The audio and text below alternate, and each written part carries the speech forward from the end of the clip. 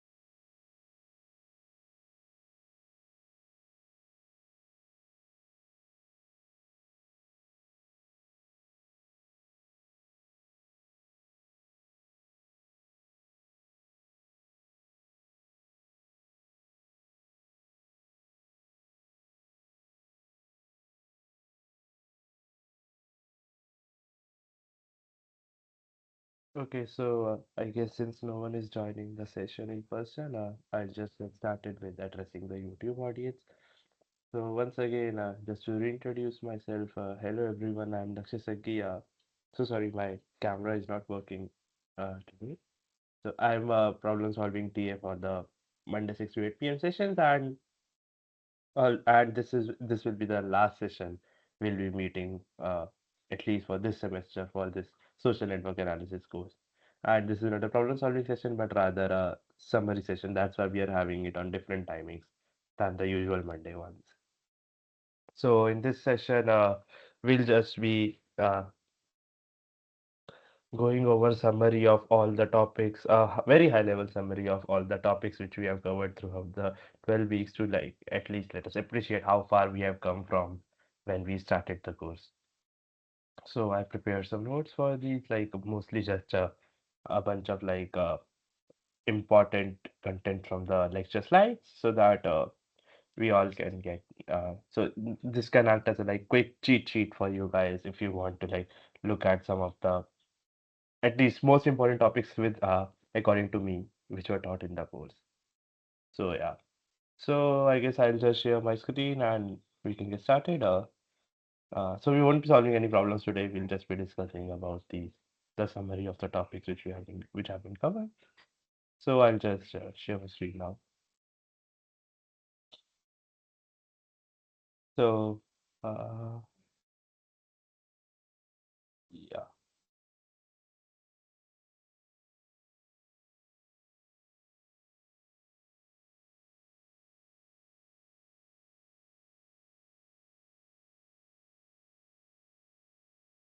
okay. So I hope uh, it is visible to my screen is visible to everyone. So yeah. Uh, So, so, uh, so in the first week, note that the course's name is Social Network Analysis. So in the first week, we basically said about what are networks and how are they relevant to like society. So why does this social network thing come into the picture? So what are social networks? Social networks are essentially network of social interactions and personal relationships. Why we studied this? Uh, uh, these were important because one can analyze these networks to provide interesting insights about a problem. And how do we study this? Throughout the course, we saw that we studied this using like multiple sophisticated algorithms. So yeah, so so on a high level, what's the definition of a network? This was covered in first week. So network is the ordered pair of like vertices and edges, and networks can be undirected, directed, sorry, guys, attributed, weighted, and so on.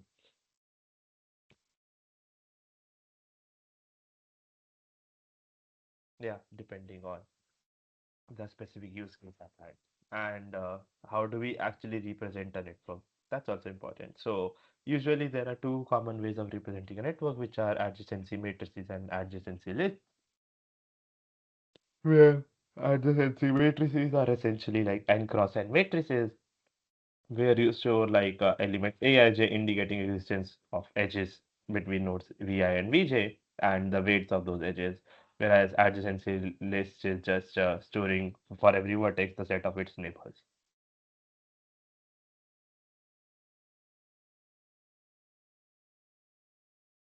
And so there are different kinds of network categories. As I said, there are different kinds of networks. So some networks which one can see are like so not all of these are covered in the lectures, but on a very high level, like so there can be link-centric networks, node-centric and link-centric networks.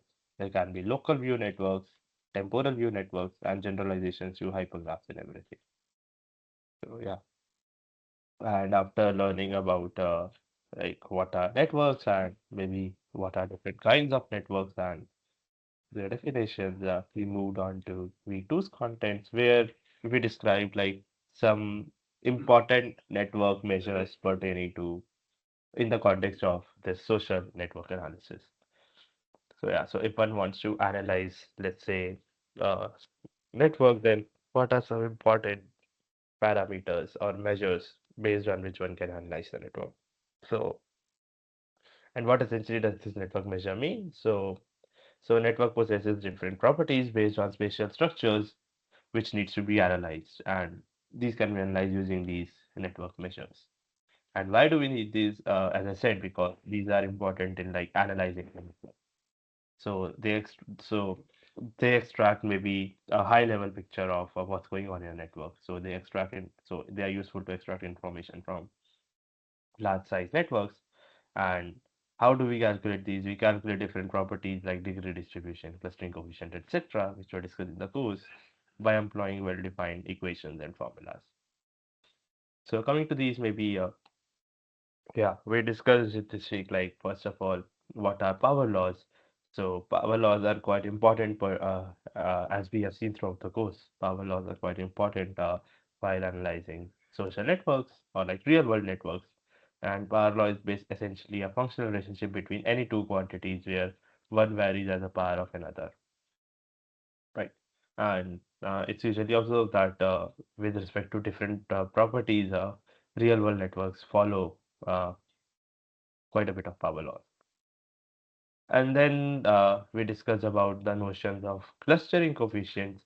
So what are these local clustering coefficients and global clustering coefficient? These are some of the most important ideas in the with respect to like social analysis. So a local clustering coefficient for any specific node Vi is essentially the, so first we look at the uh, number of edges between neighbors of Vi. So suppose there is a node Vi. So we look at all of its neighbors and we see how many edges are present between those neighbors. And we divide by number of maximum possible edges between the neighbors. So suppose degree of Vi is D, then this denominator will be D choose 2, which will be like D times D minus 1 divided by 2. Because there are D neighbors, so maximum number of edges present between them can be like D choose 2 only. So yeah. And so this local clustering coefficient is like this clustering coefficient is a like local property with respect to every vertex. And now we can have a clustering coefficient, a global clustering coefficient also. And these are usually given by with respect to like triplets.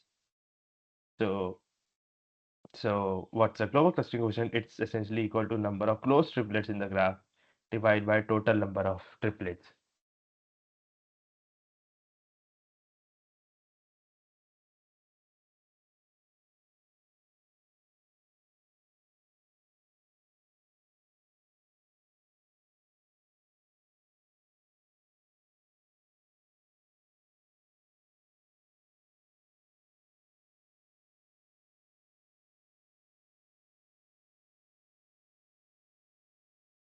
So hi Shrikant, we have just gotten started, and I'm just Shrikant, I think just left straight away. Okay, anyways, I think still we can continue our discussion. So there are these local clustering. So what are these global clustering coefficients? They are like total number of closed triplets in G divided by total number of triplets in G, where total number is given by open plus closed.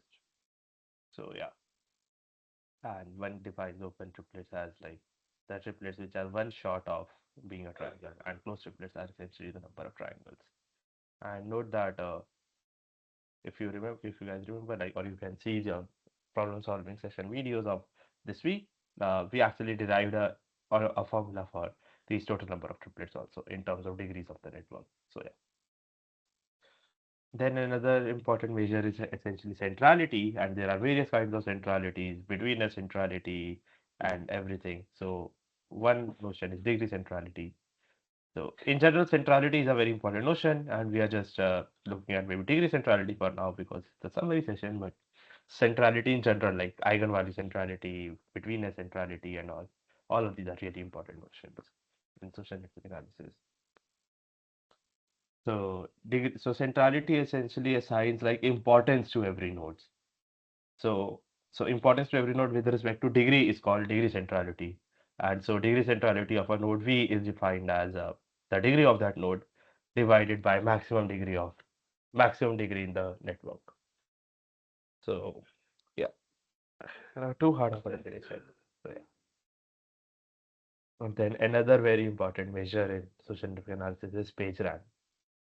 So maybe yeah. So the high level idea for a page rank is in a network, like all the outgoing edges from all the incoming edges from a node contribute to its importance, and all the outgoing edges from a node distribute its importance to other nodes. So, like the page rank formula for any node V is defined by 1 minus d divided by V, where this is d is a constant. So this is just uh, like this is just a small addition which we do to every node's page rank. Plus, this is the most important idea in the page rank concept. Plus d times like summation of page ranks of all the in neighbors of Vi divided by like out degree of Vt. So what we look at is so suppose Vt is one of the in neighbors of the node Vi. Then what happens is VT distributes its importance, and importance here is in the context of page rank. So VT distributes its importance to all of its neighbors, outgoing neighbors. So how much importance does VI receive? It just receives like page rank of VT divided by out degree of VT. So yeah, so this is what we call page rank, and usually like optimal value for T is usually set as 0.85. So we'll discuss like page rank. This page rank will discuss quite a bit in detail in like further weeks also, and I think we'll also discuss that. So yeah. So when we discuss week three, we discuss essentially network growth models. What are network growth models? So network scientists require decent models which are capable of generating synthetic networks. So essentially, real world networks are very large, and it's not always feasible to obtain real world data very easily. So what one can do is simulate real world networks using artificially generated data using some distribution. And it's usually observed that there are very nice models, theoretical models, which generate networks which are close to real world networks. So yeah. So why are they useful? Real world networks are hard to curate and thus difficult to use to check the efficacy of network related algorithms. So how do we generate these network growth models? So there are many random model networks. There are many kinds of theoretical models like random network model, ring lattice model, Barabasi, Albert model, and so on. Right. So you can go through the lecture videos if you want to go into the details. But yeah. So for now, we'll just discuss. So what are the essentially the most important properties of real-world networks, which we desire out of our theoretical networks also. So the most desirable properties are uh, the network should have a high average local clustering coefficient. It should have small world property and a scale-free property. And we'll come to what are these small world property and scale-free property. So small world property essentially says that average path length of the network is logarithmically proportional to the network size. So essentially, small world property says that uh, the the average distance between any two nodes is quite small, even if the network size is very large. So yeah, and one example is like you can look at this that 6 degrees of separation model. So essentially, what it says is in actually real world, like so if you so essentially uh, it is very likely that you will have so pick any person on earth living on earth, then it is very likely that you will have a chain of 6 people connecting you to the other person, whatever whoever person you pick. It is very likely that you will have like a connecting chain of at most 6 people connecting you to that person. So like that person will probably be a friend of a friend of a friend of a friend or something. So yeah. So this is essentially small world property. And then what's a scale-free property desirable in real-world networks? It's essentially that real-world networks follow some power laws. So yeah. So yeah. And if the network follows like so yeah. So these are very important properties in context of real-world networks that they are smaller property and they also follow these kinds of power laws. And power laws maybe with respect to their degree distributions or yeah, mostly with respect to the degree distributions. So, some theoretical models which generate some desirable networks. So there were attempts made by people to models to generate some theoretical networks which kind of simulate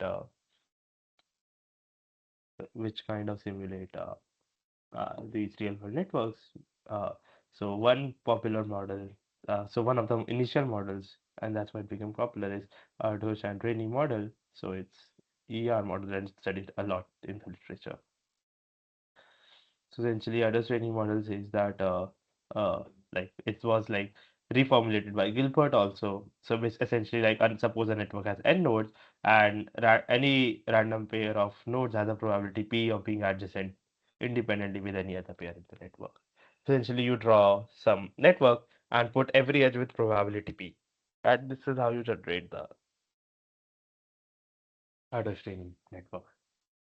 So there were multiple models, but there are multiple other network models which were discussed in the lectures. So, one important network was this Banabasi-Albert network model because it introduced this idea of like preferential attachment model or rich gets richer model. So this Erdo training model and all the models are did not actually generate scale-free networks. So Parabasi-Albert network model actually succeeded in generating scale-free networks. So essentially, the idea here was uh, the vertices come over time in the network, and they are more likely to get attached to the vertices with already high degree. So essentially, this model can also be termed as like rich gets richer model. So yeah. Okay then. So then like there were multiple other models which were discussed, but I won't be covering all of them essentially because we don't have a lot of time and you can just rewatch the lecture videos or problem solving session videos from that week.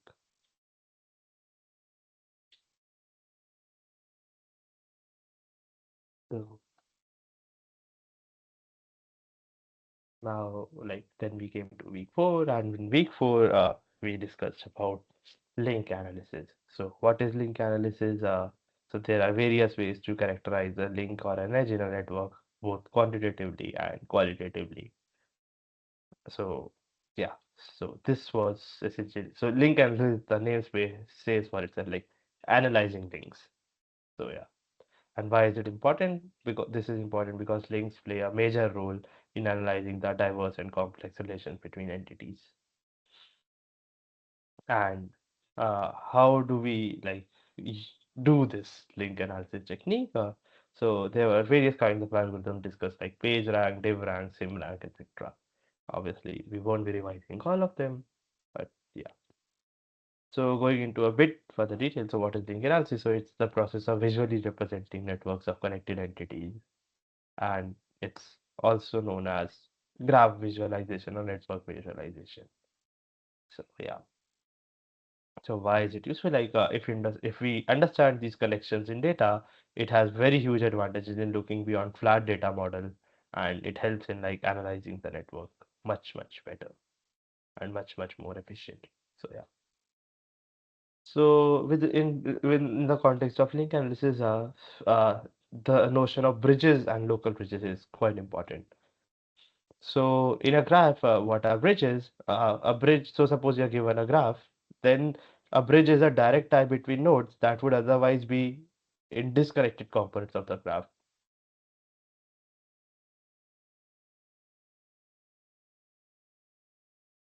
So essentially it says that, so a bridge is essentially an edge, which if you remove that edge, then the graph becomes disconnected. Suppose the graph is initially connected, then if you remove that edge, then the graph becomes disconnected. So this essentially means that so suppose this is a bridge node, like you can see if this is a bridge edge, if you delete this, then the network gets divided into two components. So this is a very important edge with respect to the network. It's a very critical edge. So this edge holds a lot of importance in the network. And this is like called a bridge. An alternate definition can be, like I said, removal of a bridge increases the number of disconnected components in the network. But one can have like, so this is a very global notion because you have to look at the whole graph and see whether the whole graph remains connected or becomes disconnected. So there are like the notion of local bridges also, where local bridges are essentially ties between two nodes in a social graph that are the shortest route by which the information might travel. So Uh, essentially, like, okay, let's not look at definition, but on a very high level, like, uh, this is the better way of viewing local bridges. So, given any pair of nodes, uh, a local bridge is an edge, which, when removed, increases the shortest distance length between the two nodes. So, on removal of a local bridge, the distance between the two nodes will be increased to a value more than two, like, for example. So essentially, the idea is so with respect to any pair of vertices in the graph, you can define some local bridges. And what will be the local bridges? Local bridges will be the edges, which so any edge, if you delete that edge and the distance between the nodes increases, then that edge is a local bridge with respect to the pair of nodes. So yeah. So for example, here in this graph, uh, yeah, yeah. For example, in this graph, suppose these were the two nodes. These were the pair of nodes. So essentially their shortest distance right now is 1. But as soon as you remove this edge, the shortest distance will be like 3 or 4 actually because you have to travel these 4 edges.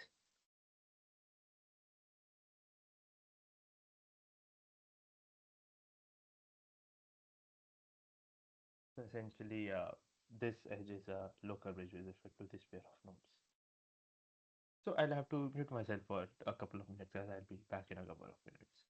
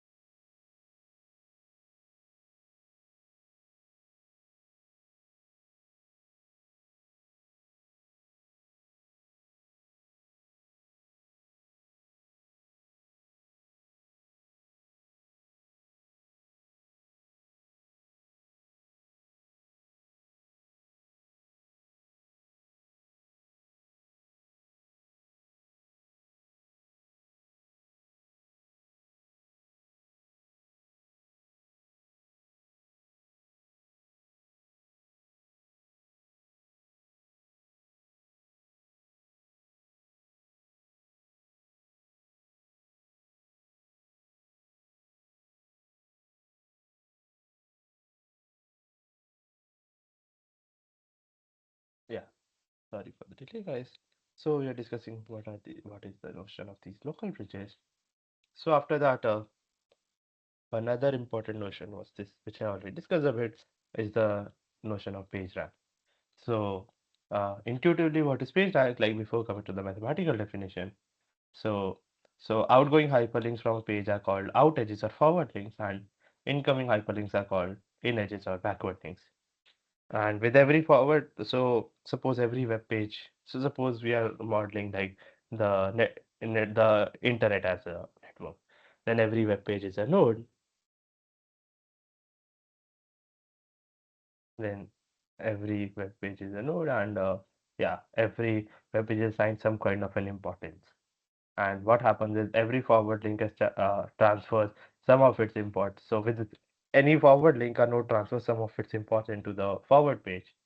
And if a highly important node points to a lesser important one, then there is an enhancement in the status of the lesser important. So essentially, importance of each node is determined by its in edges or the backward links. So this is the intuition behind the page rank model, and this can alternatively be seen as a random suffer model also, where suppose someone starts with a random walk on a random page P1, and moves to subsequent pages M2, M3, and so on in random order. Uh, where at every point of time from every node, it picks one of the outgoing edges from that node at random. So the server chooses one of the two steps, like with probability alpha, it jumps to a random page and repeats this step again. And this random jump contributes a factor of 1 by n, which we saw like some constant which was added to every node. And otherwise, with probability 1 minus alpha, so this alpha is usually set to 0.85. What happens is it continues its course of following hyperlinks randomly. So it continues performing a random walk. And this can also, so the probability with which the server will land on a certain node will essentially be equal to the page rank. So yeah, so this is the idea, like page rank can also be viewed as this random server model.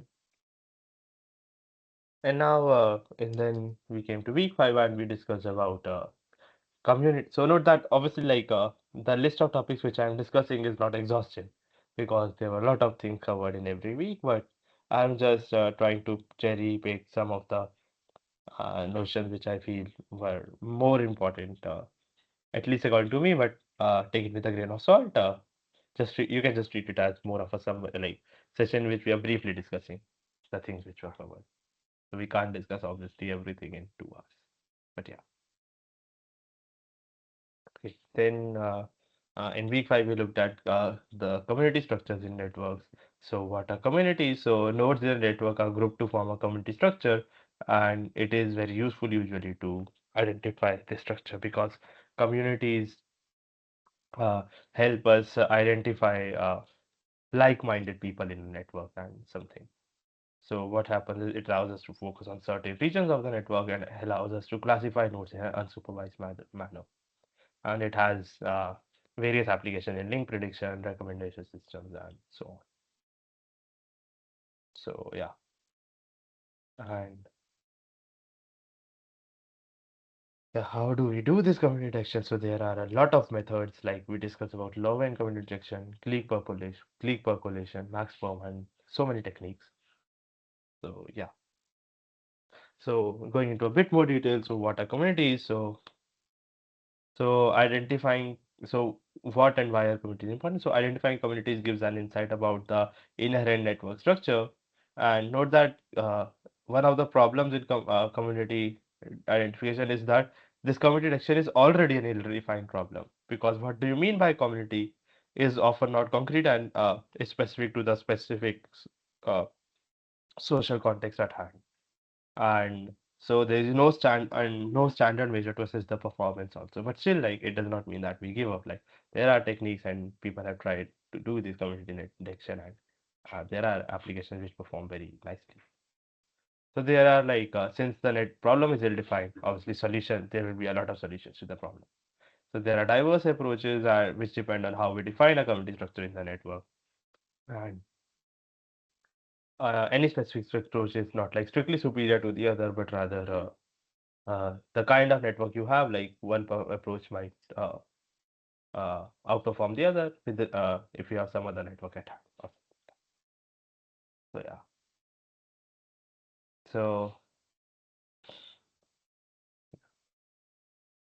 so at a high level, like computer detection methods can be divided into three kinds of parts, like disjoint community detection, overlapping community detection, and local community detection.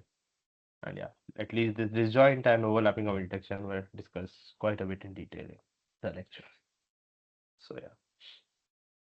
Then we moved on to week 6, and in week 6, essentially we actually continued this discussion about communities only. I think this community detection and everything was the biggest chapter throughout the course. And here, so there are multitudes of techniques in community detection. Like there are in disjoint community detection, you have node-centric measures like modularity, information theoretic measure, permanence, and dynamic algorithm. And overlapping computation also, there are clique percolation methods, link partition, big clamp, and other techniques also.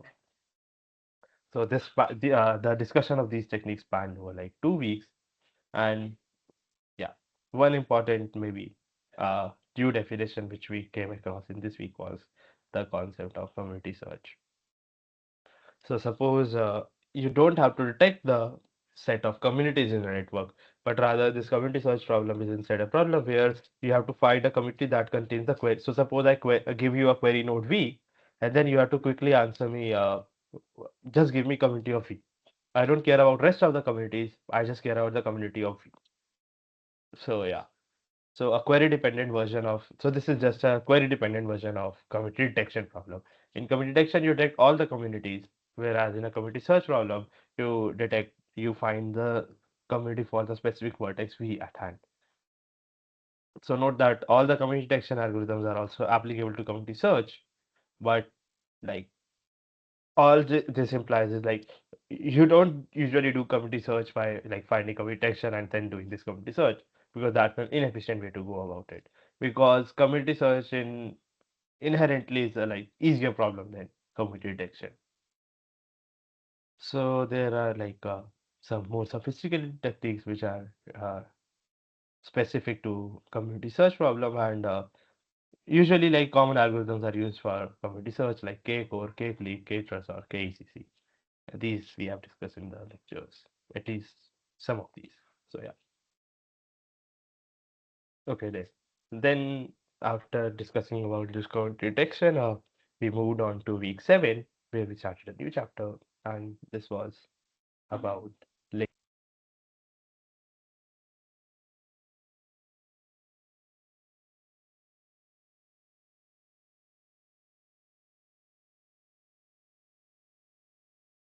So this was about link prediction and what is link prediction essentially it's just prediction of missing links or possible links which uh, which can arrive in the so suppose like links are possibly missing right now or possibly these links are not present right now but they can arrive in the future.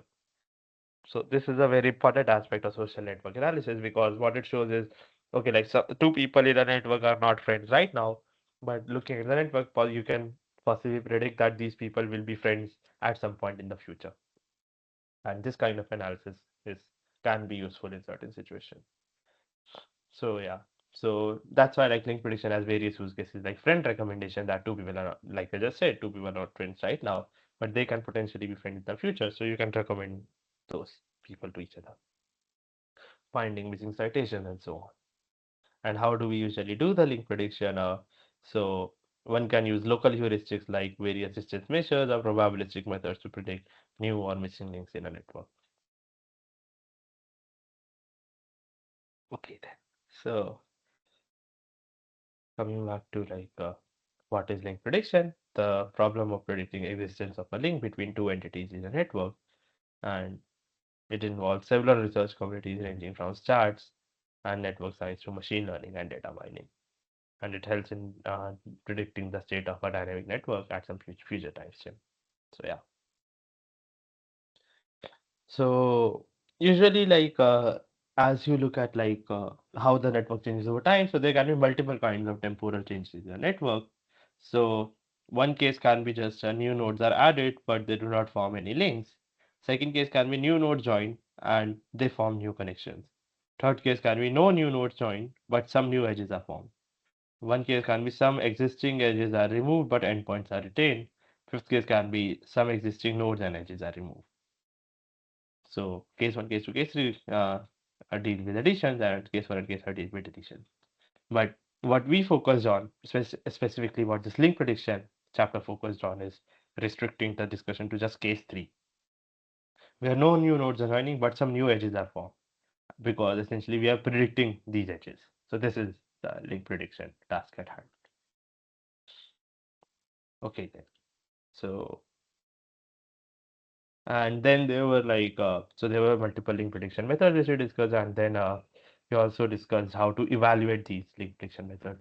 And this can be so this is a very standard thing in machine learning, but if one is not familiar, this is called a confusion matrix, where what we do is so this is like a 2 cross 2 matrix.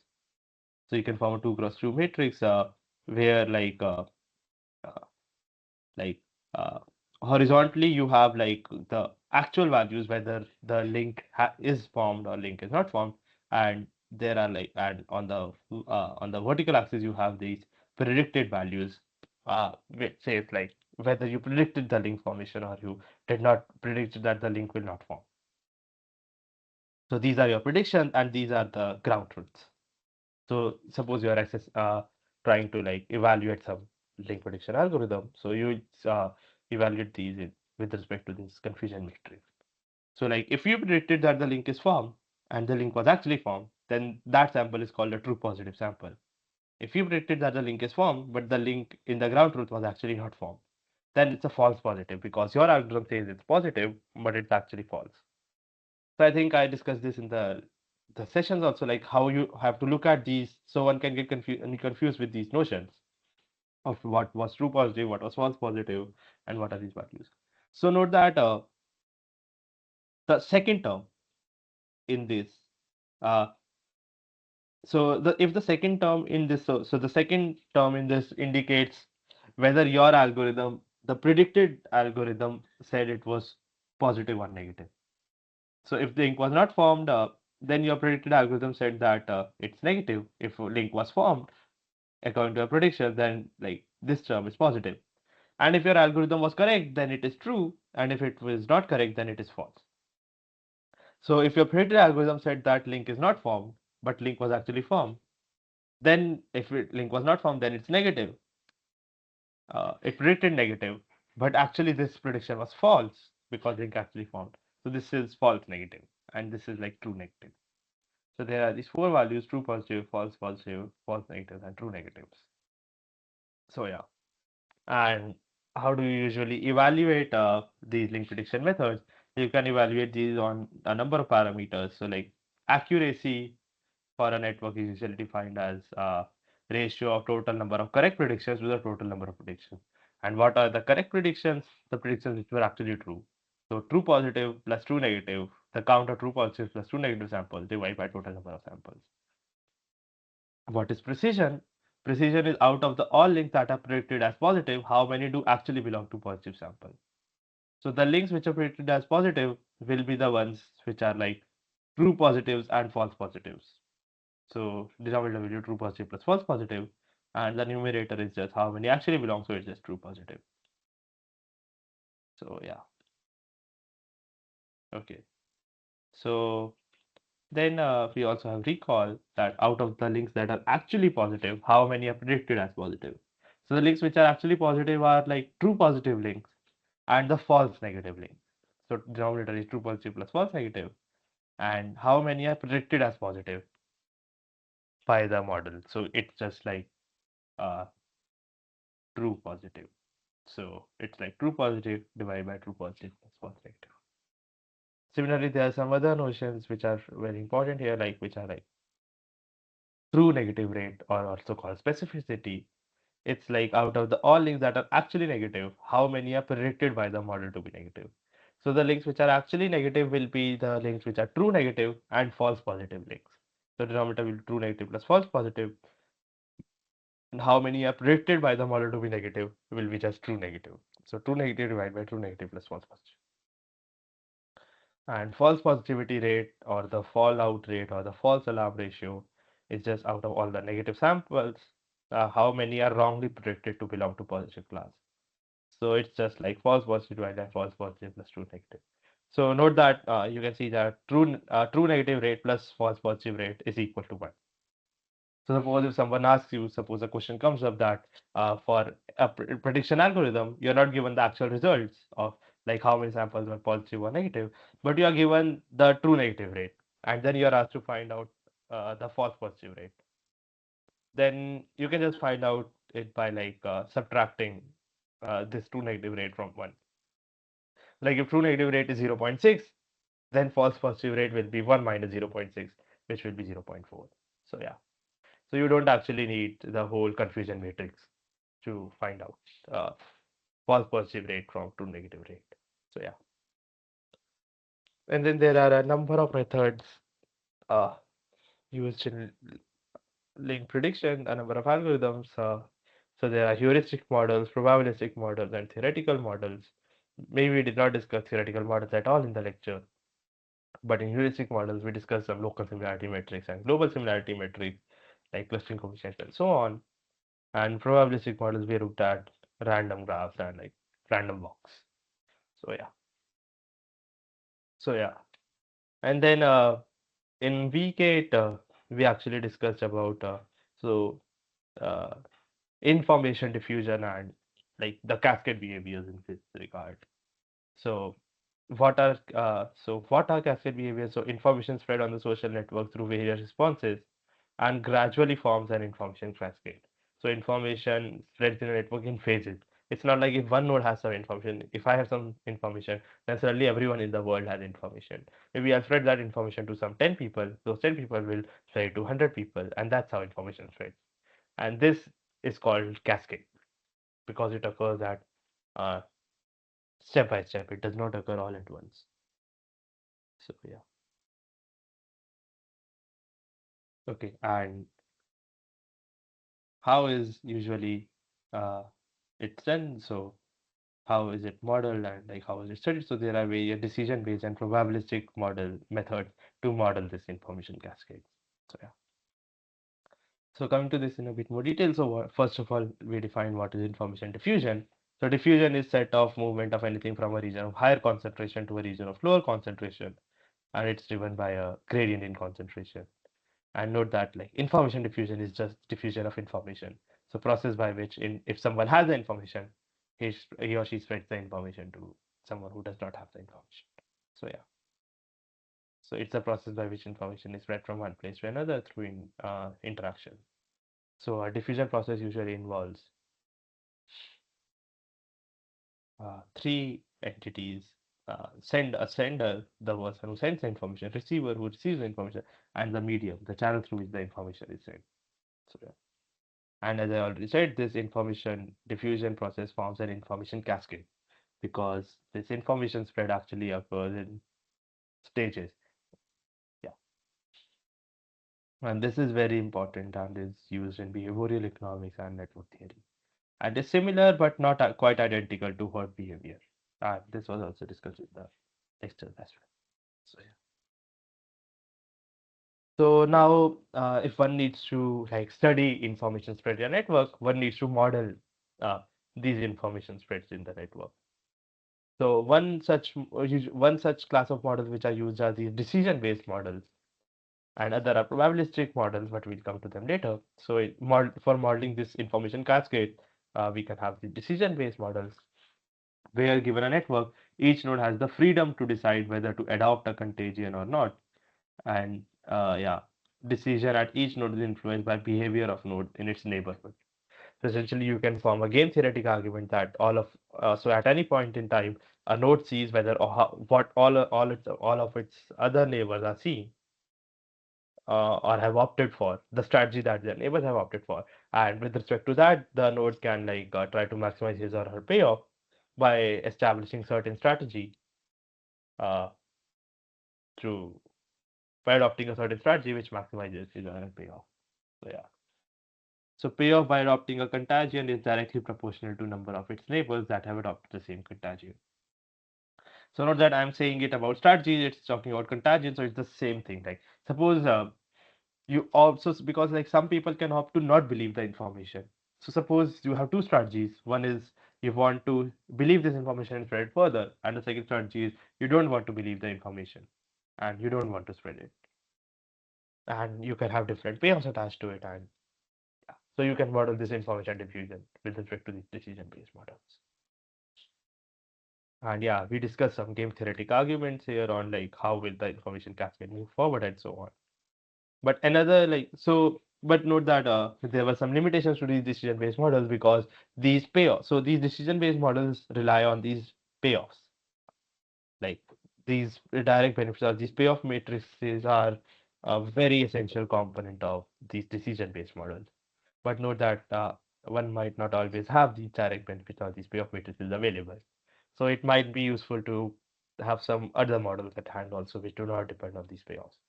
And that's where these probabilistic cascade models come into the picture. So what? So one of the probabilistic cascade model is a random tree model, where the basic assumption is like person at the root node is always infected or like has the information, and then each person in the random tree meets d new people, and each person on meeting an infected person has the probability of being infected as few. So essentially, like in this probabilistic cascade model, the high level idea is okay, we are not doing anything based on decisions or like payoff matrices, but we are dealing with probabilities. Like so for like we can have certain probabilities for every node that okay, if some person receives this information, then this person further spread this information with probability Q or something. And that's how we can model this network and say like with what probability uh, will the information reach a certain node, or with what probability will it not reach a certain node. So yeah, and this is normally used like so. So this cascade, so decision-based models are also important and are used in information spread. But note that but they also have this assumption that every node has the freedom to decide whether to adopt. But these probabilistic models also capture that, okay, when one node does not have the freedom, but there is a probability that the node will have this thing. So these are very useful in modeling like spread of disease and so on. Because it's not like if you come in contact with a disease, it's your choice whether you want to have the disease or not. It's really a probabilistic argument that, okay, where the probability depends maybe on your immunity and something, where with certain probability you will actually have the disease if you come in contact with it. So yeah, and that's why these cascade models are heavily used in epidemiology also. Epidemiology is like study of spreading of diseases. So yeah, where models are often run with ordinary differential equations and they have like stochastic random frameworks. So yeah, and there are usually two important factors associated with these models, which are birth rate and death rate. Where I think I already discussed that in the lectures that birth rate is uh, probability with which a neighbor node attacks another node with the virus, and death rate is probability with which an infected node heals. So these birth and deaths are with respect to the virus. Like so, the more is the beta value, like higher is the birth rate, the more is the spread of the virus, and higher is the death rate, the lesser is the spread of the virus. So yeah, and we have various kinds of models which we discuss here, like SIR model, and yeah, and the generalized SCIR model, and so on. So yeah. And then there are some other kinds of models which are like independent cascade models, like other than these probabilistic models.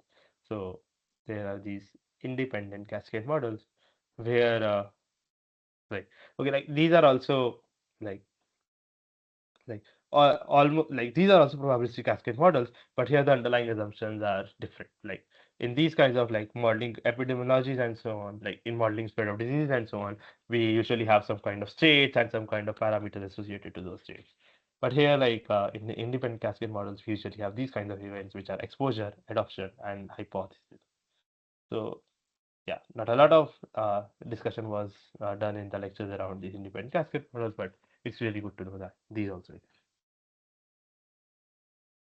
Okay, then we came to week 9, which was essentially chapter 8, where we discussed about anomaly detection in networks. So what is anomaly detection? So in social networks, there are often nodes edges that stand out from the general trend. And for some applications, it becomes very important to identify such entities. And why is it important? Anomaly detection can help us identify like fraud transactions, network intrusions, and so on. And how is it usually done? So there are various kinds of methods like for static graphs, dynamic graphs, and the methods have been discussed like oddball, autopart, etc. So coming to the introduction, uh, uh, very basically like by like the motivation behind setting anomalies. So we are running in a very high data that is collected worldwide, but we are also like starving for knowledge on essentially like analyzing this data. And note that anomalies in these real world data like occur, but they occur relatively infrequently. It's like if you have like suppose uh, maybe 1 million or like 100,000 lines of data, then maybe you have 10 anomalies in that. So, but when these anomalies do occur, their consequences can be quite dramatic. So note that like there are like multiples of transactions on UPI every day or using credit cards every day. There are, I believe, multiples of millions of transactions, but only some of the transactions are fraudulent. So the uh, so the fraud transactions occur infrequently, but when they do occur, like consequences are very dire because people can be stripped of a large sum of money. So yeah. So anomaly is a pattern in the data that does not conform to the expected behavior. It's also called outliers, exception, also referred to as outliers, exceptions, peculiarities, etc. But it's quite not like technically it's a bit different from outliers because anomaly can be in the patterns of data also, whereas outliers are essentially a data point. So this kind of technical nuance I believe was covered in the problem solving session and the lectures as well. But yeah, like so it is also referred sometimes like casually to as outliers, but outliers and anomalies are technically quite different. Outliers are data points which are different from the existing data, whereas anomalies are a more broader term, which says that okay, there are certain patterns in the data which do not conform to the general trend. So yeah, so anomaly detection. So this problem of anomaly detection has very high impact. And note that again, like we did in community detection, like the challenge at hand in anomaly detection is that it's a very ill-defined problem because we are given a graph database and we have to find graph objects that are rare and differ significantly from the majority of reference objects. So yeah, like how do you define this deviation significantly? So it's a very subjective problem, and that's why like there are multiple approaches to this, and each approach kind of is applicable in some context while not being applicable in some others. So, yeah. And usually a point is anomalous if it is rare, isolated, surprising, or information theoretically it needs too many bits to describe under minimum description and principle. So this was not discussed in the lectures, but yeah, just good to know that this thing also is there. And in static graphs, so static graphs are graphs which do not change over time.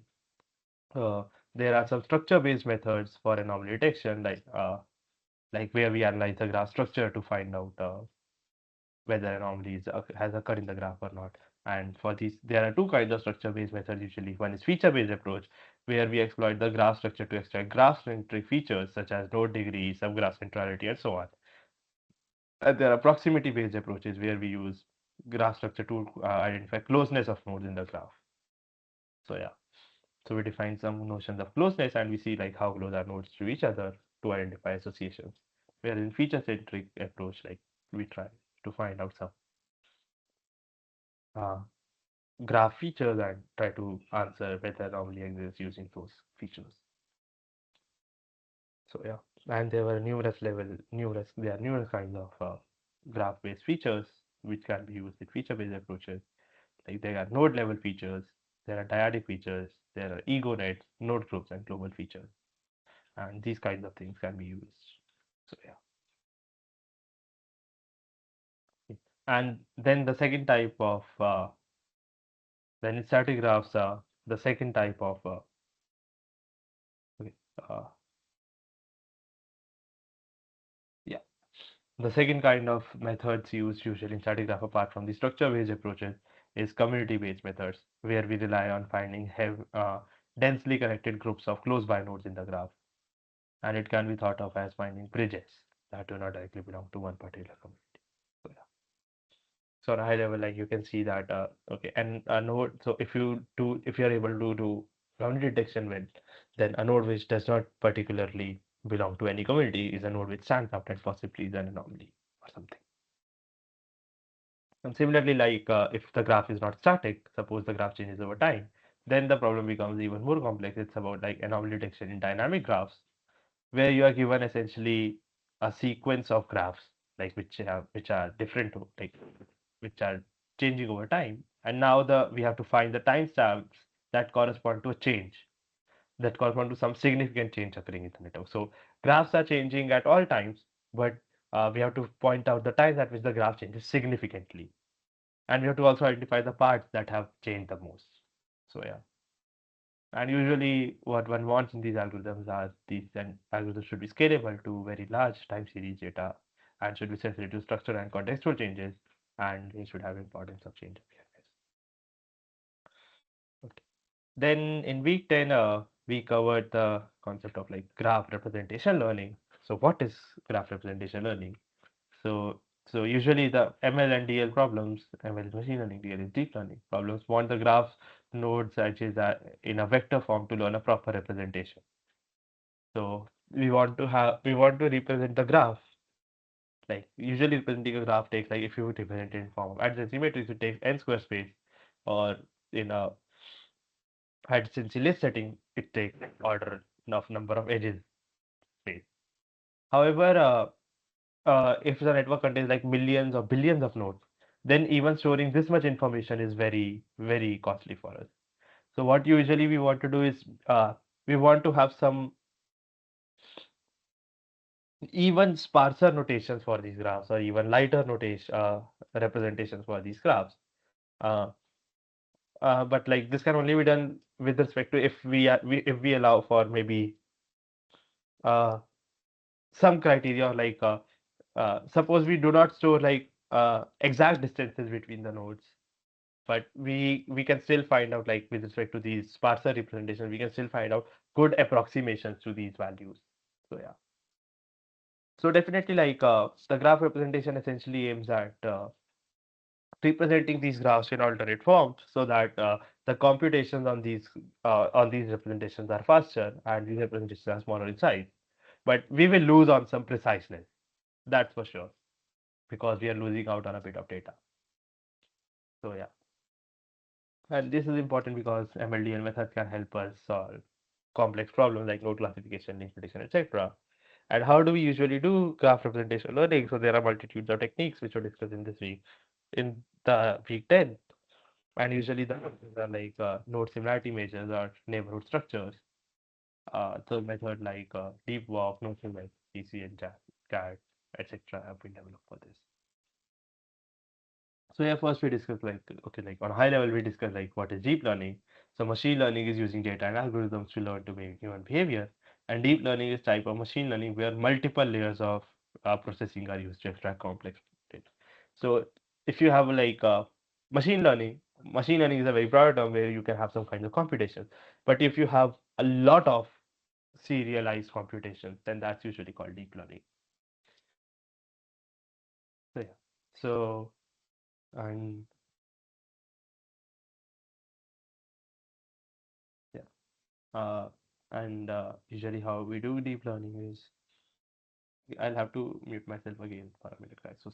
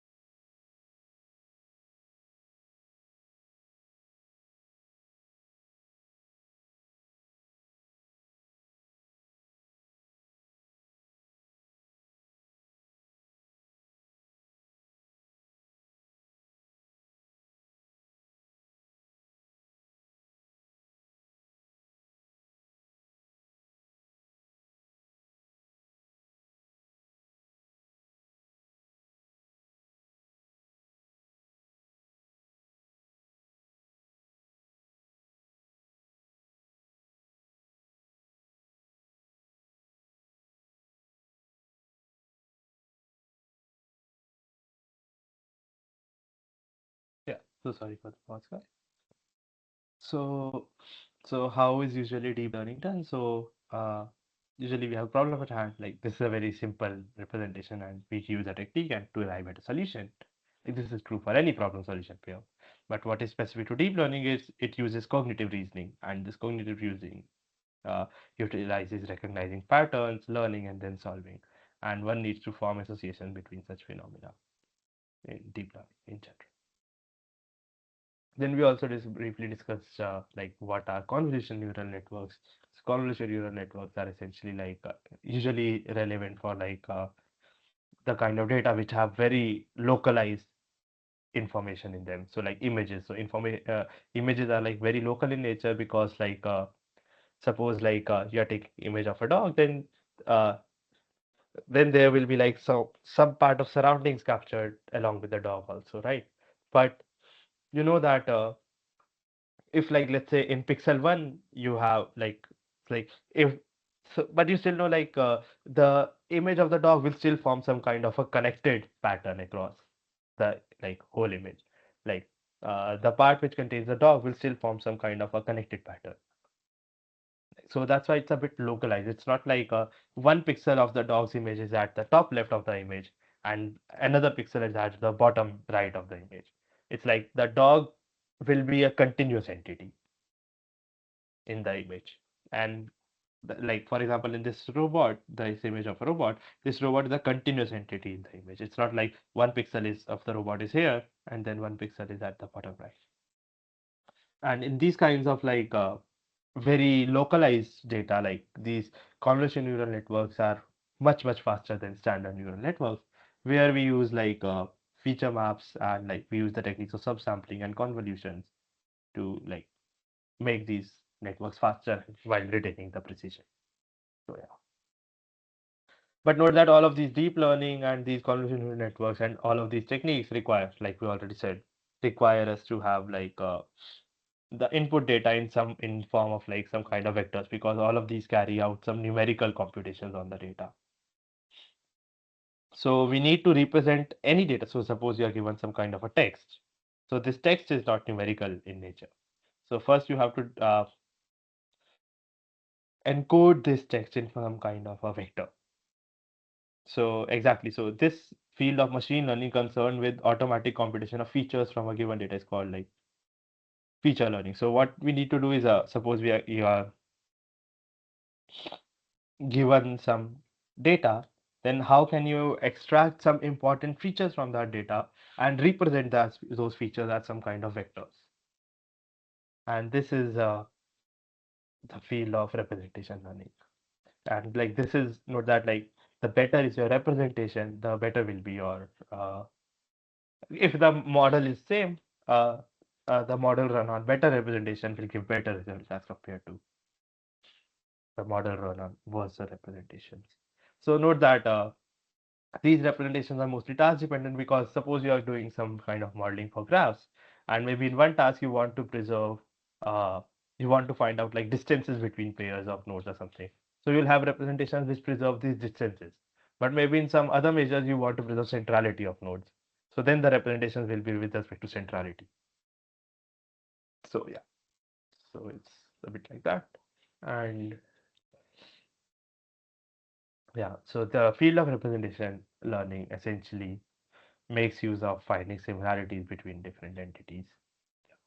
So, for example, like if you embed the images of shoes with respect to some kind of metric, you can actually see some kind of a pattern here that the uh, as you go along this like this high level curve which is formed, you go into shoes which have increasing heel heights. So yeah. So usually the similarity assumption is made in this graph representation learning thing that like yeah that you have a unique, so like how do you even measure like if two things are similar to each other, so you have a unique measure of similarity like so like you suppose you have a single image and you compare with respect to that image whether all other images are similar or not. So yeah, but then like since we are discussing mostly about like graph social network analysis and like network or graph. So the most important part for us is like graph representation learning. So how do you represent these graphs as some kind of vectors or something so that our algorithms can perform efficiently on these vectors? So graph theoretic algorithms require to tune certain attributes. Graph representation learning is all about employing ML algorithms which reduce human intervention significantly, and the end goal is same as representation learning and it helps us solve most of the problems on their own. So then in graph representation learning, like one representation which is very obvious and will mostly be the best will be the adjacency matrix representation, because it's again like an n cross n matrix, so like you can perform linear algebraic operations on that. But note that storing an adjacency matrix requires n square space if n is the number of vertices, and this much space we cannot afford if n is some, let's say, 1 billion. So we want to sparsify these vectors somehow. So it will come at a cost of like not finding the best values, but still like you have to deal with it if you want to solve, if you want to make some progress in that problem. And then there were multiple kinds of approaches discussed here, like dimensionality reduction methods, matrix factorization methods, large graph-based methods, random walk-based methods, and maybe like neural networks and other methods were not discussed, but yeah. So these were on a high level kind of method which one can employ for embedding graphs onto like smaller spaces, smaller vector spaces. So yeah. And then in week 11, we continued this discussion of like network embedding. So we discussed about this line networks, which employ like, which were one of the first papers which helped in uh, like like uh, embedding like weighted, unweighted, directed, and indirected graphs. So all for all kinds of graphs like this, line networks were like an efficient way of embedding the graphs. Right. So this was a like significant step in progress of like graph embeddings. And then there are like certain random walk methods as we already discussed, as I already said. So so where we use so these are usually very faster methods than like the standard linear algebraic methods because these can be massively parallelized because you can do random walks from multiple sources at the same time, and these are very local in nature. So like changes to the network are handled very efficiently. So some popular algorithms, the random walk-based methods were deep walk and node2vec, and like these were discussed in detail in the lectures.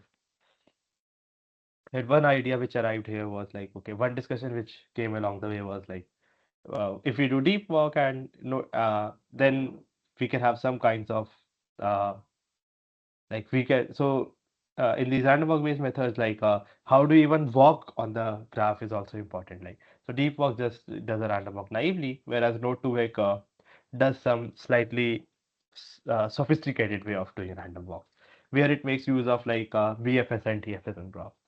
So we won't go into the detail of node2vec and everything, but we'll just describe what was discussed, like what is BFS and what is like DFS graphs. So like so BFS is the breadth first search where all the kth proximity neighbors of a node are visited before proceeding to k plus 1th proximity neighbor. So if you have done any data structure scores, introductory level data structure scores, then you would probably already know this, but still like we are describing this a bit. So all the nodes which are k distance away are discovered first before like the node which are k plus 1 distance away. So yeah. And what is depth first search? A depth first search is that all the neighbors of the currently visiting node are explored before processing onto the second node from that level. So yeah. So if so in PFS like so from V naught you will explore all the nodes, all of these nodes which are distance one away first. Whereas in this TFS, if you suppose decide to go from V naught to V1, V6, then you will proceed from V6 forward till there is no way here, and then you will go back till V7, and then you will proceed forward till there is no way there, and all nodes have been explored. So something like that. So yeah.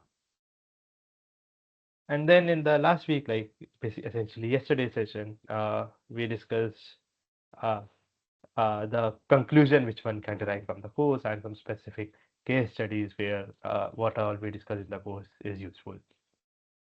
So, like social network analysis can be used for cutting edge applications like detecting malicious activities on online social network, like recommendation systems, also modeling diseases like COVID-19, etc. And this is very important because almost all real world data can be modeled as network data, and then these graph representation methods help us capture complex attributes by giving like efficient vectors, and then one can have efficient algorithms over those vectors. And how is it usually done? Okay, so like how usually like these are done by like all the like by some combination of the approaches we discussed beforehand, but specifically for the problem at hand which we discussed in this week were like sock puppet or collision detection, recommendation system, and COVID-19 spread models. So we modeled these problems as graph models, and like we saw that actually people have modeled these problems as graph problems and have solved these problems efficiently. So yeah. So going into a bit more detail, so how do you even model a problem as a network? So this is a challenging question itself because it's again a very, very ill-defined problem because the problem statements usually tend to be imprecise and statements tend to be complex. And suppose even if we have modeled the problem statements as networks, uh, when can we apply the algorithms which we know about from social network analysis codes to these problems, and how can we even apply these is again a different question on its own. And actually, yeah, and we discuss, we then discuss like three use cases where uh, these algorithms are actually useful for modeling and then solving the problems of like malicious activities in online social networks, identifying the spread of COVID-19 pandemic, and in recommendation systems. So, with respect to malicious activities on online social networks, so what are malicious activities? Like So people tend to spread misinformation on like online social networks, and this can be considered malicious. Know that we are not talking you in here malicious in terms of like injecting viruses into the systems and so on, because we are talking about more like social networks. So the activities which can harm people socially. So and socially, like the spread of misinformation can cause quite a bit of harm. So we'll be restricting the discussion to only spread of misinformation. So there can be like different levels of misinformation activities, or like with respect to like the intent, how much malicious was the intent of the person who who spread this misinformation. So, so lesser intentional and lesser malicious activities is like on a scale is like the least is like satire or parody where there is no intention to cause harm, but it has potential to fool people. Then a bit more intentional is are like false corrections where headlines, visuals or captions don't support the content, which is also called clickbaiting. Then there are like misleading contents where misleading use of information to frame an issue or individual. Then there is false context where genuine content is shared with false contextual information. Then there is imposter content when genuine users are impersonated. And then there's manipulated content where genuine information or imagery is manipulated to deceive. And then the most malicious and most intentional is the fabricated content where it's 100% false content designed to deceive and do harm, which can be very useful if it spreads across, if it spreads in the network a lot. So it's very important to restrict the use, to restrict the spread, to restrict the spread of these kinds of contents in the net. And we studied how researchers have modeled this and tried to reduce the spread of these kinds of things in the net. Then yeah, in modeling the spread of COVID-19 pandemic, the kind of models which we discuss in epidemiology can be used, like SIR model can be used. Uh, to model the spread of COVID-19 pandemic. And then specific to the pandemic, some more sophisticated models like the SIDART model were uh, used because like every uh, virus or every infection has like some specific characteristics of its own. So you can form some models like which are more specific to that virus or disease itself. Whereas the SIR models and all are like more general models. So these are also quite useful because they are general and can be used to give like on a high level some kind of information about the disease and so on. And as we learn more about the disease, we can develop more sophisticated models. So like Siddharth model would not have come about directly because initially when COVID-19 came out, we did not know like Siddharth model uses states like asymptomatic, symptomatic, and all. So initially we did not know about COVID-19 that people can be asymptomatic. But as we learned more about so initially like we would have probably tried to model it as SIR model only. But then as we learned more about the virus, so we started specifically modeling uh, with respect to that COVID-19 virus. So like this asymptomatic and everything states may not be present for some other virus, but they are present for COVID-19. And then the third use case, which is like very hot among which is a very hot topic among like companies like Amazon, Netflix, and all, which invest like millions of dollars into this area are these recommendation systems, which are essentially uh, like models which tend to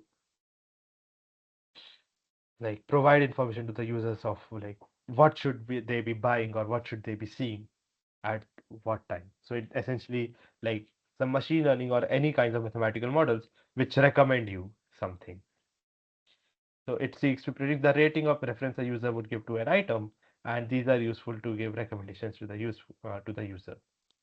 So for example, like suppose there are two friends who are or like two users which are quite similar to each other, then if one of the user has watched a movie, then it can possibly be recommended to the other user. And these are like very important, like not important, but at least this is a very hot topic among like companies like Netflix, Amazon, etc., which uh, essentially like if they give better recommendations, the larger with their business spread. Because like if you give uh, better movie recommendations, then people will tend to use the platform more, and good word of mouth spreads at the platform. Similarly, if like on Amazon, like the recommendation system gives good recommendations on what the person should buy. If the person just searches for, let's say, I want to buy a phone, or like just searches for phone, then if the model gives better recommendations for phones which they should buy, then like if the user indeed ends up buying, then it's a profit for Amazon. So yeah. So there are like usually three types of recommender system, or like there can be some hybrid models which take into account all these three kinds of systems together. But on a high level, there are three types of recommender system. One is content based, where it shows you more of what you like. So if you have already like suppose here you have already searched for like bread and milk, then it will show you like possibly you should also buy eggs. Like on Amazon or Flipkart, if you go and if you buy like let's say a phone, then it will already show you in the recommendation, or like uh, if you scroll a bit down, it will show you like okay, if you have bought this, then you'll also probably buy a back cover or a screen guard. And second type of recommendation systems are like collaborative filtering, where if two users are similar and one user has bought, let's say, some kinds of things, then those things are recommended to the second user also. For example, suppose first user has bought bread, milk, and eggs, and if second user has just bought bread and milk, then the recommendation of eggs will also be given to the second user. So yeah. For example, like suppose this is also so this is done. Suppose when you search for like some kind of a phone, suppose you search for a Nokia phone on Amazon, then sometimes it shows you some kind of recommendations, right? That people who have searched for this have also searched for some other item, or have also bought some other item, and then have also bought like search for some other phone like Moto or something. So it shows collaborative filtering, like the people who search for Nokia phone may also have searched for like Motorola phones or something. It essentially shows you more of what your peers like. And then there are third kinds of recommendation systems which are just knowledge based systems, where if you just give a query like I want to make breakfast, and then it already automatically recommends like what you would like as a breakfast, like it recommends like bread, milk, and eggs, which shows you according to your needs. So for example, like in Netflix, you don't have a specific movie in mind, but you just search for, let's say, comedy movies, and then taking your normal preferences into account, Netflix gives you a list like which is specific to you. It's not like if one person searches for like comedy movies and another person searches for comedy movies, the shown movies will be in the same order. Like it will be like user specific. Like for one user, Netflix will show like some that for one user, Netflix will show maybe you will like movie A more. For other user, Netflix will say you like movie B more, depending on what the user has already watched us. So yeah. So there are three kinds of recommendation systems usually, and these hybrid recommendation systems are just combinations of various inputs or various kinds of these systems together. So yeah. Okay then. So this is, I think, this all like obviously like there were these things were discussed in a bit more detail. Whatever we discussed today, like these things were discussed in a bit more detail. uh, like in the lectures, but we are just doing a very high level overview of uh, everything. So yeah, I guess this was it what I had in mind for the day. So I hope this helps you guys in like revisions whenever you guys have to revise the whole course. Then maybe this can serve as a like this document or this video can serve as a like uh, quick cheat sheet kind of thing, so that you guys can look at like some of the more important or like some of the basic bits which were covered in the lecture, or like the key takeaways from this course are present in this document. So yeah. So yeah, if there was someone present in the, I would love some people to be actually present in the meeting, so that if you had some kind of doubts, I could have tried to answer them. But since no one is present in the meeting, I guess we can just close the session. So once again, like I think this is the last session. We won't be meeting anytime, like at least in this semester for the social network analysis course. So thanks a lot everyone for watching this video, and like to all who have watched, who have done this course, like thanks a lot for watching all the videos, and yeah, all the best for your exams. Basically, the NPT, you'll also have some kind of NPTEL exam at the end of the course. So all the best for your certification exams, and also like happy Diwali to everyone. So goodbye, guys. Like maybe I'll see you guys in next semester in some other courses. Till then, goodbye, and thanks a lot for watching.